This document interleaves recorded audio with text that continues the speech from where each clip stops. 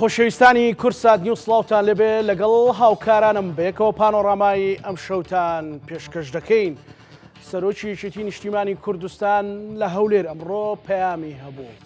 باسی زۆر بابەتی کرد، چوە زۆر وردەکاری ژیان و گوزەرانی خەڵکی هەولێر و کێشە و معاناتەکانیە. جەختی لەوە کردەوە کە خزمەتکردنی هەولێریەکان هەر بە یەکێتی دەکرێت، چۆن لە ڕابردوودا بەهێزی کاکۆسرەت و دیبلۆماسیەتی سەرۆک مام جەلال خزمەتی خەڵکی کوردستانیان کردووە هەرواکەن. و لە کاتی ئەوەی کە باسی لەوە کرد کە وەزعی کوردستان خراپ بوو لە ڕووی موچەوە و ئێمە بووین چوین چارەسەری کێشەکانمان کرد و موچە هات. لەناوە پۆڕای جەماوەری هەولێریەکان دابوو بە چەپڵە ڕێزان. لە کۆتاییشدا زۆر پێیان وت مایکەکەت بشێنەوتی کەلیمەیەکم ماوە. وشەکەی ئەوە بوو وتی هەولێر دەنگ ئێوە سندوقەکان سەوزکەن لۆمنی لێگەڕێن، ئەمن دەزانم کوی چارەسەر دەکەم. پانۆڕاما لەسەر پەیامەکانی سەرۆک بافڵ جەلال تاڵەبانی گفتوگۆ دەکات لەگەڵ بەڕێز حاجی مەسیفی سەرپەرشتیاری ئەنجومەنی پشتیوانی یەکێتی نیشتیمانی کوردستان کە لە شاری هەولێرەوە لەگەڵمانە. کاک حاجی سڵاو لێبێم کاتت باش. سەرەتا دەمێت زۆر سپاس تا چەند وەکو ئەوە دەڵێن پڕی تینوێتی هەولێریەکانی شکاند ئەو خیتابە. زۆر سپاس بەخوای ئەمڕۆ هەولێریەکان زۆر کەیف خۆش بوون. هەمووشیان تامەزرۆی ئەو پەیامانە بوون کە جەنابی سەرۆک دای لەسەر ستێجەکرا و چاوەڕێی لەوەش زیاتر بوون. باشە، ئەو کێشانەی بە تەواوەتی پۆلێن کرد کە لە ناو هەولێردا هەیە و بەڵام ڕوویەکی دیکەی پیشان دەدرێ؟ کاکزانە دیارە یەکێتی نیشتیمانی کوردستان و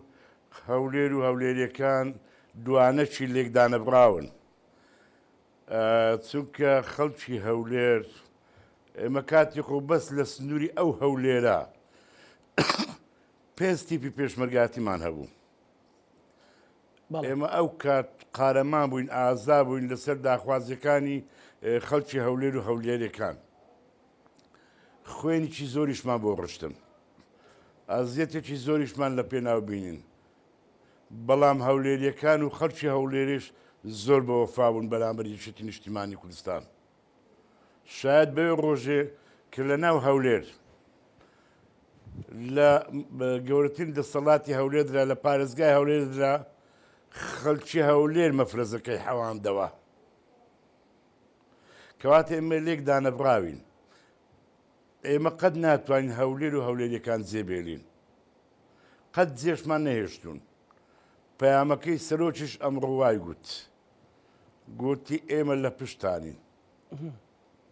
ئەوانیش دەبی بەرامبەر پڕ ئەو وەفایەیەکێتی بۆ ئەوان بچن سندوقەکان سەوزکەن، دەنگ بۆ لیستی 222 یەکێتی نیشتیمانی کوردستان بدەن. بەڵێ کاک حاجی، مەسەلەن باسی لە بازاڕ و لە ژیان و گوزەرانی دوکاندار و کاسبکار و بازرگانەکان کرا. وانیشان دەدرێت کە لە هەولێر مەسەلەن ژیان زۆر خۆشە، کە موچەش نێت، زۆر ئاسایە، خەڵک زۆر دەوڵەمەندە، زۆر ژیانی باشە. ئەمە ڕاستیە یان هێشتا خەڵکێکی زۆر بە زەحمەت دەتوانێت بژێوی ژیانی ڕۆژانەی دابین کاگەر بێت و موچە بەو شێوەیە بێت؟ کاکزانە گیان، ئەوانە تووەرە ئەگەر سەفەری چۆرە بکەیت تێدەگەیت خەڵکی هەولێریش پەرێشانە، وەزعی گوزەرانی خراپە، بێ موچەیە، بازاڕ وەکو پێویست نییە، کاسبکار ناتوانی ئیشەکانی خۆی بکاتن. ئەوانە هەمووی هەن. تو ئەگەر بەراوردی سەردەمی ڕەوانشاد مامزەلال دەکەیت تا نەخۆشکەوتنی کاکە ئەو کاتێ هەرێمی کوردستان هەمووی لە خۆش گوزەرانی دەژیا بە هەولێریشەوە. لەبەرەوەی مامزەلال ئەیتوانی ئەیزانی چۆن کێشەکان ببوورە لە کێشەکان لە بەغداد چارەسەر بکاتن. ئێمە هەندێک شتێک کاکزانە، کاک بافلیش ئەمڕۆ لە پەیامەکەی گەیاندی، ئێمە حکوومەتێکی فیدراڵمان هەیە پێی دەگوترێ عێراق، ئێمە هەرێمێکی لەو حکوومەتی فیدراالیە. بە چاوسورکردنەوە و بە خۆجیفکردنەوە و بە قسەی بریقەدار و بە قسەی تۆند کێشەکانی ئێمە چارەسەر نابن بەڵکو کێشەکەی ئێمە لە ڕێگای دیبلۆماسیەت و دیالۆگ و بۆ شێوە چارەسەر دەبین دەتوانین هەموو حقوقەکانی خۆمان بەدەست بێنینەوە کە لە دەستوری عێراقەوە بۆمان زامن کراوە. پەیامەکانی ئەمڕۆ جەنابی سەرۆکی یەکێتی نیشتیمانی کوردستانیش کاک بافل زۆر تاکیدی لەوە کردەوە. بە خەڵکی هەولێری گوتی خەڵکی هەولێر لەسەر پێ بوەستن، سندۆقەکان سەوزکەن، دەنگمان پێ بدەن، هەموو ئەو کارە قێزەونانەی کە دەرحەق بە خەڵکی هەرێمی کوردستان کراوە من چارەسەری دەکەم. ئەوەی کە گوتی لۆمنی لێ بگەڕێن گوتی سندوقەکان سەوز بکەن و لۆمنی لێ بگەڕێن بە تاکید گوتی لۆمنی لێ بگەڕێن هەولێریانی شوێ گوت فعلا بۆیە داوا لە هەموو خەڵکی هەولێر و دەوروبەری دەکەم بەڕاستی تەنها و تەنها یەکێتی نیشتیمانی کوردستانە هەم لە هەرێمی کوردستان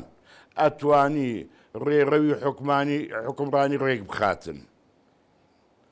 هەم لە عێراقیشە ئەتوانی داوای تەواوی مافەکانی گەلی کورد بکاتن و مافەکانی هەرێمی کوردستان بکاتن و کردوشیتی مەسەلەی کاک بافر بەڕاستی زۆر ماندوو بوو زۆر سەردانی کرد قەناعەتی بە هەموو کورتەکانی پەرلەمانی عێراقینە بە حزبەکانی عێراقی هینە کە بەڕاستی بتوانن هاوکار بن بۆی بەشێک لە کێشەکان چارەسەر بکاتن.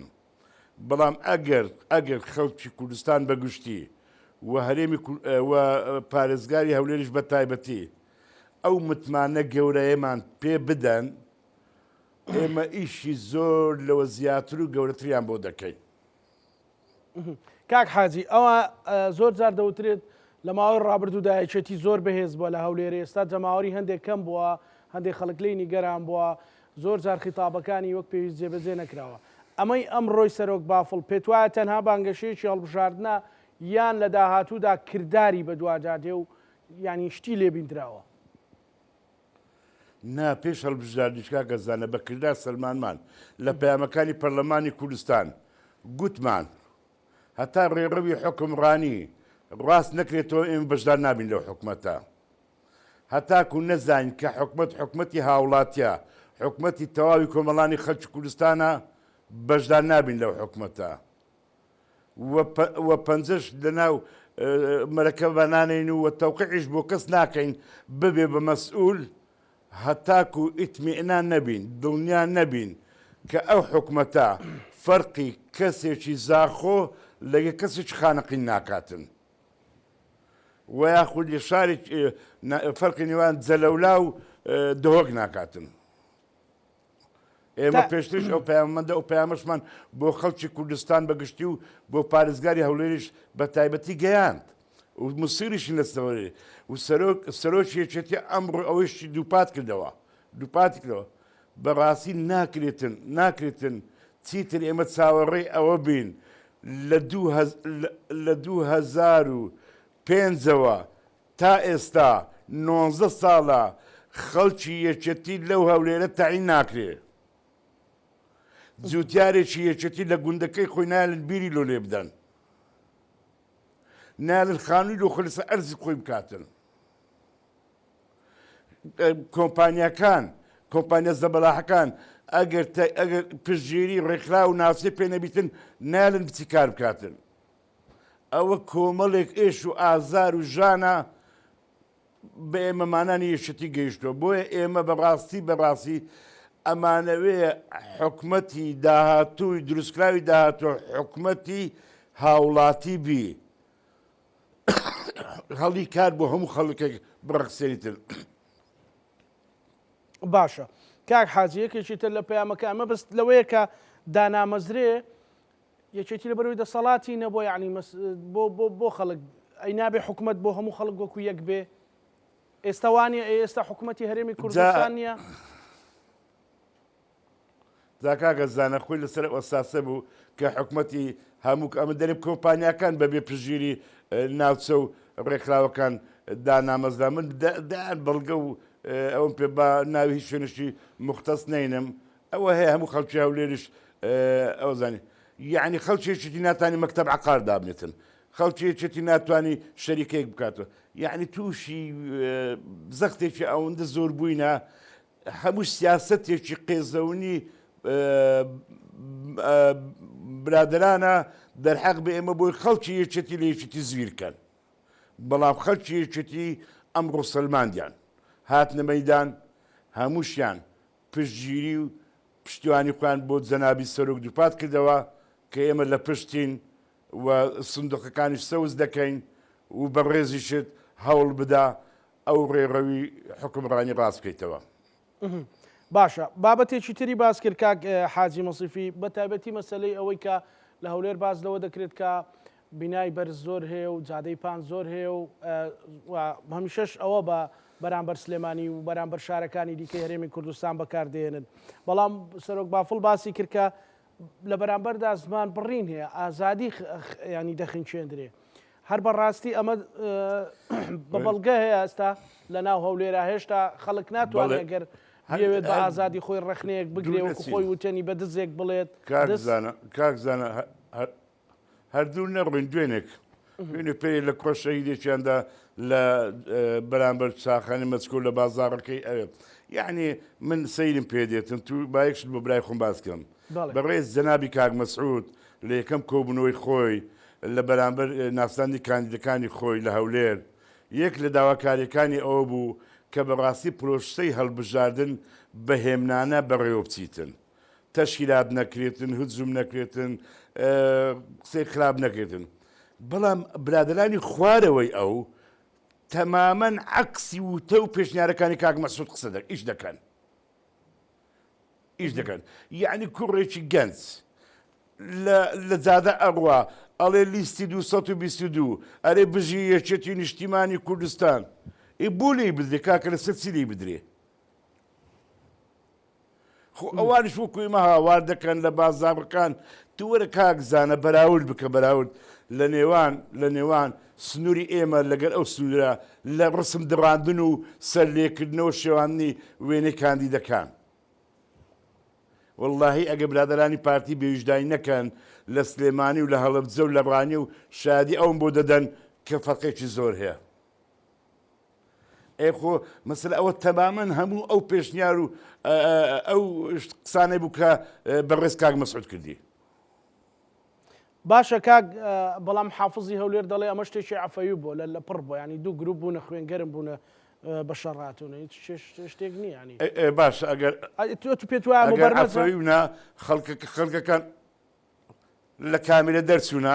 بابانجان بکەن بیانگرن کە لێدان لە خەڵک لە جادە لە هاوەنتە لەو گۆڕا ئەکرد لەسەر چی بۆ بابچن بیانگرن کاک زانە گیان ئەمە تەوان هەموو ئەو شتانە ڕەت دەکەینەوە شتی قێزەونن ناشرنن مۆدی لە ئەو شتانە نمە هەردوو لامان حەقێکی شەرعی خۆمانە ئەوانش لە سلێمانی بانگێشتێ خۆیان بکەن ئێمە لێرە لە دهۆک ئەوانش لە هەموو شوێنەکانی ئەو سنووری ئەولا بۆ یعنی ئەو شتانە بێتە ئارەوە جاریشتر ئەو تەشە نوزاتە و ناخۆش و دڵە ڕاوچێ بکەوێتە ئەوەی خەڵک بۆ خۆشیان خراپە چونکە سەرۆکی حیزبەکەیان لە کۆبنەوەیکی گەورە گوتی ئەو شتانە مەکەن ئێستا دەیکە بوو سزان نادن باشە ئەمە هەر تەنها نمونونێکیان نمونەی دیکەشێ لەبارەی ئەوەی کە ئازادی بەتەواوەتی خنکێنرابێت کاک حاجی مەسیفی کاک تو بەراوردێک بکە هەموو تەلەڤیزیۆنە ئازادەکان لە سلێمانین هەموو ڕۆژنامە ئازادەکان لە سلێمانین هەموو ئەوانە دێنە سەر شەقام و هاوار دەکەن لە سلێمانە ئەوە هەموو دەلیلی ئەوەیە کە بەڕاستی ئازادی دیموکراسی لەو سنوورە لەو دەسەڵاتە خنچێنراوە یعنی گەنجێک نتوانی تعبیر لە ڕێی خۆی بکاتن باسی حیزبەکەی خۆ بکاتن بانگیشە بۆ حیزبەکەی خۆی بکاتن یعنی چی باش لەبارەی پرۆژەوە مەسەلەن ئایا ئەو پرۆژەیە خزمەتی هەولێریەکانی کردووە بۆ هەولێریەکان بووە مەسەلەن کە کراوە یان وەکو ئەوەی سەرۆکوتی هەندێک فرعوناوێ و هەندێک والله حەزەکەی ڕۆژێک گۆرە ئەوە ڕۆژێک گۆرەسی لە بازاڕەکە ئەو بازاڕە گەورەی هەولێر ئەڵێن ئەو جۆ سایدی فرانشون و فرانشن بازاڕۆکەی توی جولاندیا ئەڵێن نا کاکە بازار و خزمەتگوزاری خەڵک بەوەی خەڵک و جیرفانی هەیبی بکڕی و بفرۆشی پاشەنجینی ڤێلا و قوشوقە و جۆت سایدوان بۆ ئەکەن بە منەت بەسەر خەڵکە ئەگە بەراورد بکەیت لەو پارە و دەستکەوتیان بووە لە 30 ساڵی حکومڕانیدا هەر هیچیان بۆ میلەتە نەکردووە کاکە میلەت خەستەخانە بارگرانی لەسەر خەڵکە کارەبە بارگرانیە ئاو بارگرانیە باز بارگرانیە کۆمەڵێک شتیان داهێناوە هەمووی بارگرانی لەسەر ئەو میلەتە ئەی زادەی پرۆژەیەکی بەسیتیشی بۆ ئەەکەی منەت بەسەریدا باشە کەواتە ئەوە ئەو جیاوازی نیشاندانە پەیوەندی بەوە هەیە کە لە نێوان یەکێتی و پارتیدا پارتی توانیوەتی پرۆژە بکایەتی نەیتوانی و بکەیان حکومەتی سەرتاسەری نەبووە ینی خوێندنەوەی تۆ چییە بۆ ئەوە کە ئەوە بە مەسەلەن جادەیەک دەکرێتەوە ئەڵێن کاکەیمە جادەمان کردەوە ئەوان پێیان ناکرێتەوە ئێمە کاتی کە وەکو لە 2005 پێم گوتی پێش 2005 سلێمانی ئەولەویت بوو لەسەر عێراق ئێستاش لە هەندە شتا مەسەلە بۆ نمونە جامعی سلێمانی هەموو جارێ لەسەر هەموو عێراقا یەکەمە زۆر گرنگاوە زۆر گرنگە بەڵام بپرس ئەو جادوبانە بە چ کراوە بە چ کراوە بە پارەی جیرفانی خەڵکەکە کراوە کاکە زۆر لەوە زیاتر دیاتوانی بکەن پاشەنجینی ئەو جیاوازیە چی دەیکەن یعنی بۆ نان زۆر سایدی کۆی هەولێریش تەواوکەن بۆ نان زۆر سایدی ڕوانی سلێمانی تەواو بکەن بۆ لێرە توانیان ئەو هەموو زۆر سایدە تەواو بکەن خۆ حکومەت یەک خەزێنەیە جیاوازیەکە ئەلێرێ کاکەزانە ئەوەیە کە ئێوە ئەڵێن ناچینە حکوومەتەوە بەڵێ پێمان گوتێ نابێ هیچ جیاوازیەک لە نێوان هیچ هاوڵاتێکە بێ لە هەموو حقوقێکە لە هەموو ئەرکێکە و لە بە هەمان شێوەش لە نێوان هیچ شار و شارچکەیەکە باشە تەلەڤیزیۆنێکی پارتی پارێزگاری هەولێریان هێنا بۆ سەرخەدی گوت ئێوە هەر قسە بکەن و ئێمەش هەر سەیری پرۆژەکان مام بکەن لە دوورەوە سەیری پرۆژەکان مام بکەن ینی بەڕاستی ئەو هەموو پرۆژیان هەیە یعنی باش ئەوە دەلالەت تێوێت کە جەنابی محافز ئەعلانی کردیە کە ئەوان حکومەتی دۆکو هەولێرن باشە بەزداڵن سەرتاسەری مەرجمان لە پێکێنانی حکوومەتی سەرتاسەریە ئێمەش ئەومان داوایە تا نەبێتە حکومەتی سەرتاسەری دانەبێتە حکومەتی هاوڵاتی بوون بەبێت جیاوازی لە هیچ داخوازیەک داواکاریەک حقوقێک ناچینەوە حکومەتە و ئەمڕۆژ جەنابی سەرۆکی یەکێتی کاک بافل دووپاتی کردەوە زۆر باشە کاک حاجی مەسیفی کاک بافڵ وتی هەولێر بۆ من زۆر گرینگە بە تایبەت بۆ یەکێتی نیشتیمانی کوردستان وتی من لە دوو انتخاباتە دوو هەرە نزیکەکانی خۆم ناردووە بۆ ئێرە کردووە بە نوێنەر کاک دەرباز و کاقوبات ینی جیای نەکردنەوەکو برا ئەمە چی بە نارانی یەکێتی ئەڵێ وڵای یەک لە دڵخۆشیەکانی یەکێتی تەبعاً ئێمە کە کاتی خۆش تووشی ئەو وەزانەی ناخۆشی ناوێکێتی بووین لە لێکترازان و لە جیابوون و لە هەمووی نائتفاق و ناتەبایی ناو یەکێتی نیشتیمانی کوردستان بوو کاریگەریشی زۆری لەسەر یەکێتی کرد باڵانسی هێزی لە هەرێمی کوردستان گۆڕی بەڵام خۆشبەختانە ئەوڕۆ کە بۆ شوێ دەبینین یەکێتی کۆبوویتەوە هەمووی پێکەوە بڕیار دەدا پێکەوە ماڵەکە ئاوادان دەکاتەوە پێکەوە هەنگاو دەنێتن ئەوانە هەموو جێی دڵخۆشی هەموو کادیرەکانە هەوادارەکانە جێ دڵخۆشی خانەوادەی شەیدانە پێشمەرگەکانە زیندانی سیاسیەکەم ئەندامی سنگەرە هەموو یەکێتیەکان بۆ دڵیان خۆشە یعنی ئەو برادرانەمان لەسەر ستێج بینی هەموو پێکە دەست لە ملان ئەوە زیاتر خەڵکی یەکێتی تەشجیع کرد کە یەکێتی پێکەوە لە دەورەیەکیدا کۆبنەوە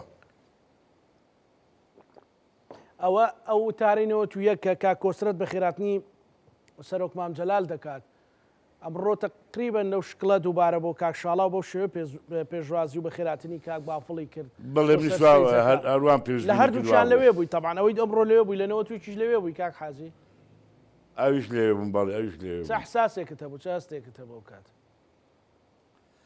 طبعا بیدایەتەکە کە ئەوەی کاکۆست و مامزەلاری لێدا قەنەعەت بکە گریانم هات ئەوەی کە کاک شالاویش عینە تقریبا بەدنەنگە زۆڵالەکەی کاکۆستت ئەو بە خێرات نەگەرمێت جەنابی سەرۆکی کرد زیاتر دڵی خۆش کردم خەڵکی چم لە تەنیش بوو زۆر پێی دڵخۆش بوون تەمەنا دەکەن یەکێتی ئەو تەبایە بینێتن چیتر تووشی ئەو لێکترازانە و جیاکاری و جیابوونەوە نەبیتن هەمومان پێ باسیەوەی کردکە لە هەولێر دەمێنەوە وتی لانی کەم هەفتەی ڕۆژێک لە هەولێر دەبم و گرنگی زۆرتر بە هەولێر دەدەین یەکێتی دەتوانێت چی بۆ هەولێر بکات ئەوەش دەور تەسیرێکی باشی دەبێت ئەوەش دەور تەسیرێکی باشی دەبیتن هەم دەتوانی داخوازی کاتگیرەکان داخوازی خەڵکی هەولێر و ئەو فەرقوزیایی کە هەیە هەموو ئەو شتانە نێتن و ببێت هەر بوونی لە هەولێرە معنەویەکی گەوری بۆ هەموو یەکێتەکان باسی دەڤەری سۆرانی کرد کاک حاجی مەبەستی ئیدارەی سۆران بوو ئیدارەی سەربەخۆی سۆران لەوێ شەمان ئەو چێشە و معاناتانە بە دووبارە کراوەی هەیە وێڕایەوەی هاوشێوەی هەولێر و دەوروبەری هەڵکێکی زۆری قوربانی دەرهەیە لەوێ سۆران فەرقیشتری لەگە هەولێر چکە بووی زۆر فرەوان و گەورەیە مچینە هەندە فەرقی زۆر دیانە بەڵام لە سۆران بەڕاستی خەڵکی سۆران زۆر مەزلومە بڕۆ لە سۆران بپرسە تا ئێستاش ئێمە پێمان نەکراوە 300 عائیلەی شەهیدی سەردەمی شاخ نەماتوانێت زەویان بدەینێ لە سنوورەکانی خۆیان خەڵکیان بۆ تاعین ناکرێتن جگە لەوێ خەڵکیان ئیتر یعنی زەختێکی زۆریان لەسەرا یعنی یەکێتی بوون لە سۆران و لە هەولێر بەڕاستی پێشمەرگاتی سەردەمی شاخە بەو شێوەیە زەختێکی زۆر بۆ دروست دەبێ و زەختێکی زۆرە کاک زانە فەلاحەکە دەستە گوندەکەی خۆی دەوی گوندەکەی خۆی ئاوادام بکاتەوە ڕێگای نەدەری خانوو بکاتن ڕێگا نەدە مڕەشە دابنێتن ڕێگا نەدرە بیر بۆ خۆی لێ بداتن لە هەموو حقوقێک بەبەری بکرێتن چ بکە ئەو زار خۆ بێچێتێ زانی یعنی باشە ئەم جۆرە حکومڕانیە گریمانەوە پارتێک یان حەزبێک ئەگەر یەکێتی بیکە ئەگەر پارتی بیکە کورسێک دوو کورسی زیادی کرد بەڵام آخر ئەمە زەربەی بۆ کوردستان نابێت کاک حاجی مەسیفی ئەمەکەی ئاسوودەکرد ئێمە دایمەن باسمان کرد زین چی حکومڕانی ئەبێ حکومڕانیش تەندروست بیتن یعنی هەردوو لامان نەک هەر پارتی ئێمەش ئەبێ بینە قەناعەت نە ئێمە دەتوانین پارتی لە نێو بین نە پارتی دەتوانانی ئێمە لە نێو باتن ئێکە هەردوو لاو قەناعەتە پەیدا بکەین بە نیەتێکی پاک پێکەوە بەشدار بین لە پرۆسەی بنیادنانەوە و ئاوادانکردنەوە و ڕێگاوبان و هەموو شتێک یعنی نابی بەو نەفەسە تەسکی حزبەتی وەکو ئەوەی دوونێ پێرێ لەو کوڕەشەیدیاندا یعنی ئەوە کێ یعنی حزبەتی بۆی دەستە پێش و بۆی کورسی زیادەکە و دەنگ زیادەکە من پێم وایە بەشی زۆری خەڵکی هەولێر زۆر پێی ناخۆش بوو بە پارتیەکانیشەوە پێت وایە ئەوانە ڕادەست پێدێن یان ئەوانەی ئەو کارانە دەکەن کاک حاجی مەسیفی من نازانم دیارە ئەوانە بەڕێز کاک مەسعود خۆ لە وتارەکەی دیار بوو دیارە گوێ لە وشەکان لە وتەکانی سەرۆک و دەستگا حزبی و ئۆرگانە حزبیەکانی خۆیان ناگرن خۆ کە کاک مەسعود قسێک دەکاتن دەبی دابەزیتن بۆ هەموو ئۆرگانەکان لە ئۆرگانەکان بۆ ئەندامەکان بۆی ئیتر هەمان ئیلتیزام بکەن باشە لە سەرەتای دەستپێکی بانگەشەوە یەکێتی نەچۆتە ناو مهاتەرات و خیتابی تون بەڵام چەند کەسێکی دیار لە سەرکردایەتی و بەرپرسانی پارتی خیتابی تون دەدەن بەرامبەر بە یەکێتی لە پێکهێنانی حکوومەت دەڵێن حکوومەت لەسەر پۆست پێک نایە یەکێتی لەسەر پۆست نایەتە ناو حکوومەتەوە یەکێتی وایە بۆ دەیانەوێت چێتر ڕاکێشنە ناو شەڕە مێدیاییەوە لا ئێمە حکومە دروستکردن پێمان گوتنە ئەبێ لە بیدایەتی لە پەیامەکەی پەرلەمانی کوردستانی کە سەرۆک بافل باسی کرد ئەبێ ڕێڕەوی ئەو حکومڕانیە ڕاز بکرێتەوە کە تو باسی ئەوە دەکەی یعنی کۆمەڵێک شتا و پۆستیش گرنگە کاکە پۆستی زۆر گرنگە تو ناکرێت دیسان و کە هەموو جومگە ئەساسیەکان بەدەست ئەوانەوە بی ئەوەی بەدەست ئێمەشەوەیە لە ئەنجومەنی وەزیران لیژنێکی بۆ دروستکەن دەسەڵات لای ئەو برادەری ئێمە نامینێتن. باشە ئەمە مەمەوەکو پۆست بەڵام بۆ دەیانەوە ڕاتان چێشتە ناو ململانەوە کاک حاجی مەسیفی ئێمە ئەم نێستاش لێرە داوا دەکەم هەموو هەواڵانەوەندە ڕۆژەی مایە قەت نەچنە ناو ئەو مەعمە و مەهاتەراتە چکە نە قازانجی کوردی تێدا نە قازانجی یەکچتی تێدا نە قازانجی هەریمی تێدا نە قازانجی پارتیش تێدا ئەوەندە ڕۆژەی مایە لەسەر خۆ بەهێمنی هەر یەکەمان بانگەشە بکەین لەسەر ئەم زادی خۆمان لەسەر دەستکەوتەکانی خۆمان لەسەر ڕابردووی خۆمان لەسەر مێژوی خۆمان هەر یەکەی مێژوی خۆشمان دیار و ئاشکرایە چمان کرێت چمان نەکردە بەوەش نەکورسی زیاد دەکەین ئێمە جنێو بە پارتیدن پارتیش جنێو بێمە بداتن کورسی زیاد ناکاتن بەڵکو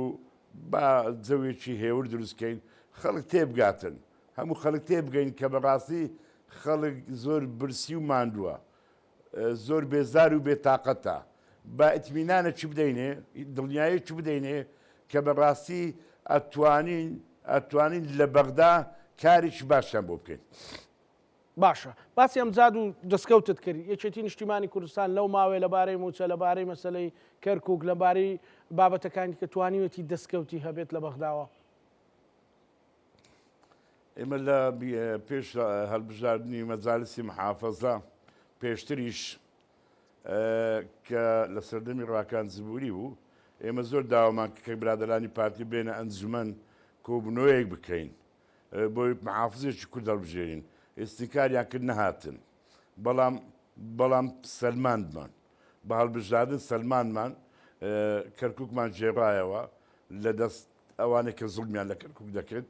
و محافزێکی کوردیشمان بۆ کەرکووکدانا و محافزەکەش لە یەکێتی نیشتیمانی کوردستان دانرا یعنی ئەو پەیامانەی کە دابوومان گەیاندمان جێبەجێمان کرد وە خۆشتان بیتان لە مەجالیسی محافەزە ئێمە زیاترمان هینە لە حزب لای نەکاینتر ئێمە ئەمانەوێ ئەوانە بکەین بەدەستکەوت بۆ کورد نەک بۆ یەکێتی حەز دەکەم هەموو حزب لایەنەکانی شوا تێبگەن چونکە ئێمە لە پێناو هەر کورد لە کوردستانی باشوونا لە پێناو کوردستانی گەورە زەرەرێکی زۆرمان کردیا ئێمە مەتاری سلێمانی لەسەر چ لە ئێمە داخرا خەڵک هەموو ئەوی دەزانی لە بەرامبەر بە ڕۆژ ئاوا بۆ دژمنمان زیاد بوو ئێمە دروشمێکمان هەیە ئێمە دەمانەوێتن خزمەتی هەموو کورد بکەین ئەوەی لە دەستمان بێ ئەوەی بۆمان بکرێتن خزمەتیان بکەین ئەم زادی یەکێتی گەلێک زۆرە کاکزانە ئەگەر بە مێژووی یەکێتی لە دەستپێکی خەباتی هەر ئەوەی ڕۆژێک کە بانگهێشی دامەزرانی یەکێتی نیشتیمانی کوردستانی کرد کورد لە سێبەری خۆی دەترسا خەڵک 100,000 چەکداری هەبوو ئاژمەتاڵی کرد ئەوەی ڕۆژێکی سلماندی کە ئێمە ئومێدبەخشی ئەو میلەتەینا ئومێدبەخشی میلەتێکی مەزلومین کە بە هەموو شێوەک لێی دەدرێتن دەکوژرێتن لە سێدارە دەدرێتن. باش کاک حاجی یەکێتی ئەو هەموو مێژوو ئەمجادەی هەبێت کە هەندێک کەس کە لە ناو یەکێتیدا پلۆپۆستیان هەبوو ئێستا پارتین دەیانهێنن لە بانگەشە بەکاریانهێنن بە ملپێچێکی زەردەوە وا باسی یەکێتیەکەن کە یەکێتی هیچی نەکردو یەکێتی تەنها ڕێگری و بەڵایە کە بۆ خەڵکە بەڕاستی ئەمە لێکدانەوەی تۆ بۆ ئەوە چییە؟ وڵڵاهی ئەوانە ڕوو بە ڕووپیان دەرێمە درۆی شاغدار دەکەن چونکە هەر ئەوانە بوون کاتی خۆ بە یەکێتیوە ناوزەند کران و دیار بوون لە ناوچەکە و لە مەنتیقی خۆیان ناوی کەس ناینم بەڵام بە یەکێتیوە ناویان دەرچوو بەهۆی یەکێتیشەوە احترامیان لێ گیرا وە بەهۆی یەکێتیشەوە ژیان و گوزەرانیان خۆش بوو ئێستا پاش ئەو هەموویژە بۆ شێوە باز دەکەن ئەو هەموو خەڵک داناسێت ئەوە زیاتر گاڵتە بەخۆکردنە کاکەزانە. باشە پەیامێکی دیکەی سەرۆکی یەکێتی نیشتیمانی کوردستان سەرۆک بافڵ بۆ مەسیحیەکان بوو مەسیحیەکان باسی لەوە کرد کە ئەزانین چێ خاچی ئێوەی دزیوە زەوی ئێوەی دزیوە ئەو کێشەیە لە ناو مەسیحیەکانە زۆرە تەمە ئەوانەی کە دەکەونە سنووری بادینان و ئەوانەی سنووری هەولێریش مەسیحیەکان بە تایبەتی ئەوانەی هەولێر کە کو دەڵێن خەڵکی زۆر بێوەین خەڵکی زۆر بێمشکیلەن ئەمە لە سیاسەتی یەکێتیدا چۆن ڕنگ دەداتەوە ما کاتی خۆ هەستن بە مەزلومیەتی خۆ دەکرد کە بەعەس حکوومەتێک لە دوایەکانی عێراق لە مەلەچێتەوە تا دەگاتە بەعەس غەدر لە ئێمە دەکەن وەکو قەومیە بەڵام ئێمە ئەوڕۆ لە هەرێمی کوردستان دەسەڵاتین دەبی ئەومان بێت و بەرچاو قەت بیر لەوە نەکەینەوە غەدر هەموو لەو ئاینزادە و ئەو قەومیانەی کە لە هەرێما هەن غەدریان لێ بکەین ئەبێ احترامیان بگرین ئەبێ حقوقیان پارێزراویتن یەکێتی ئەمڕۆ نییە ئەو دروشمانی هەگیتە لە دەستپێکی خەباتی خەڵکی عەرەب پێشمەرگە بۆ لە ناوێچتی خەڵکی تورکمان پێشمەرگە بۆ لە ناوێچتی خەڵکی مەسیحی پێشمەرگە بۆ لە ناوێچ ئێمە ئەوڕۆ ئەبێ دیفاع بەرگری لە هەموو حقوقەکانی کللتوری ئاینی قەومی زمان هەموو شتێکی ئەوانە بکەین یەکەم کەس مامزەلال بوو لەو هەولێرە مەقەڕی بۆ برا تورکمانەکان کردەوە ئیجازەیدان بە زمانی کوردی لە مەکتەبەکان خۆیان بە زمانی تورکمانی بەڵێ ئەو هەموو یەکێتی نیشتیمانی کوردستان کردی ڕۆژنامەیان دەربچێتن بۆ کریستانەکانیش بە هەمان شێوە بەڵێ وایە غەدرێکی گەوران لێکرا چکە بە تایبەتی برادەرانی کریستانی عەنکاوە کە ئەوانە قەدیمن لەو شارە بە سەدان ساڵ لەو پارێزگایە ژین زەویەکی زۆریان هەبوو ئەو زەویانە بۆ هەندێک کەس بۆ مەشاریعی گشتیش نەبوو بۆ بەرژەوەندی گشتیش نەبوو تەنها بۆ دەورەمەندبوونی چەند کەسانێک دەستیان بەسەر ئەو وەرزانە داگرت و بەخشیان بە ئەم و ئەو چووکە نەهاتن بە پێی قانونی ئیسلاحی زراعیش بە پێی قانونی حقوقی زاتیش قەرەبووی ئەوانە بکەنەوە باش خەڵکێکی زۆر مادام باسی عەرەب و کریستیان و تورکمانت کرد کە لە ناوێکێتی پێشمەرگە بوون خۆشت لە سەرەتا باست کرد ئەو هەولێرە 5 تیپی هەبوو تیپ زۆر بوو ینی مەزەندە ناکرێت کە لەو کاتەدا تیپ لەبەرەوەی ڕۆڵێکی گەورەی هەبوو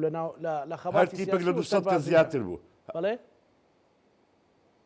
هەر تیپێک لە 200 کە زیاتر بوو بەڵێ بەڵام 200 کەسی پڕ مەبدە وانە جەربەزا ئازاد تێکۆشەر خۆنەویست باشە توانی وتانە ئێستا ئەوانەی کە پێشمەرگەن زیندانی سیاسین کە مەندامی سەنگەرن کە سوکاری شەهیدن